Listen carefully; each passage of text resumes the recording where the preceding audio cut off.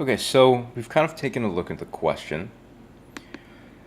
So now the problem becomes, or at least the way that we should think about it becomes, how do we start to solve this problem using object-oriented Java techniques? Because there's a lot of ways to solve this problem, but the question becomes how to do it in the most efficient way in terms of creating the right objects and making sure that everything, kind of follows a more object-oriented design rather than a simple procedural sort of algorithm.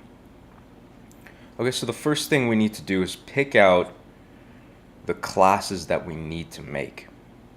So we can see here that all of these investments right here are just that. They're types of investments. They have different risk models, so we're going to be calculating a percentage differently, but they are all, at the end of the day, investments, which means they're going to be sharing certain characteristics that are all similar.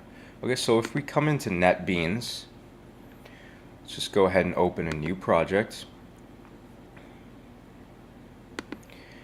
Select Java Applications, and I'll call this Investment Assignment.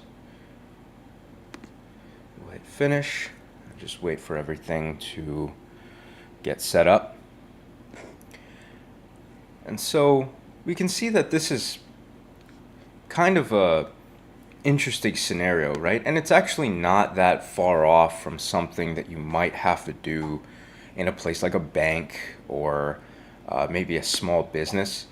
Because if you're delivering something to your bosses, for example, they don't have time to go in and calculate all these percentages and look into every single aspect of the portfolio.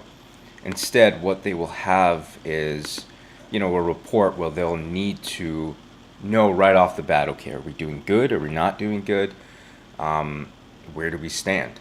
So if you're able to sort of calculate the investments and stuff like this, then it'll just help you, deliver a nice clean statistic that you can give to your boss. So there is a sort of real world practicality to it, besides, just trying to do well on your introductory or intermediate Java class.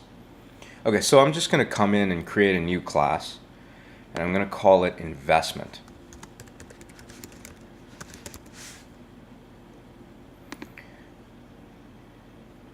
Okay, so what do we need to kind of store in the investment class? Well, the first thing is we know that each investment has a name, right? Because you're invested in, Alice Company or Bob Company. So we'll say private string name. And then we also know that each investment, regardless of the type, has a percentage of the portfolio. So we'll say private int weight. Okay, so then let's go ahead and create the constructor. Let's just go and insert, auto-generate the constructor. And again, if you're not sure exactly what I'm doing at any step, then there's a lot of tutorials out there. This is more so just to get you started on how to solve the problem. But I will sort of explain, the more detailed concepts. Let's go ahead and also create our getters and setters.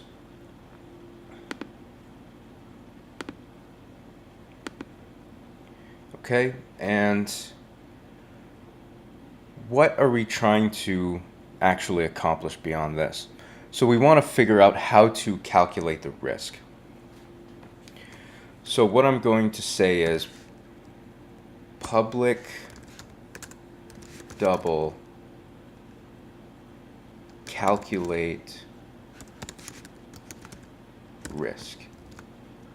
Okay, so what I'm going to do actually is not have a body to this method. I'm going to make this method abstract. And what an abstract method is it's essentially a promise that at some point I'm going to override this calculate risk method and put my own equation into the subclasses or the children classes, and each subclass will have its own sort of calculation as to how to calculate the overall risk.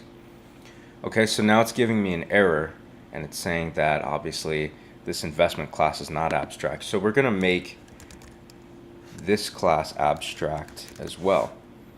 Okay, so why do we do that? We don't actually want to create an investment class. So when we come here to our main method sometime later, we're going to be creating types of investments, but we don't want to actually create an investment object. We want to create types of investments. And we've seen here in the problem question that, a checklist is a type of investment, a grading risk model is a type of investment. So we want to create those specific instances, not the actual subclass. So we're going to make this abstract. And so finally, we're going to create a method in this class called calculate the weighted risk. So public double calculate weighted risk. And that will have a body, because regardless of what the risk is for any class, the weighted risk will just be returning this times calculate risk multiplied by this times get weight.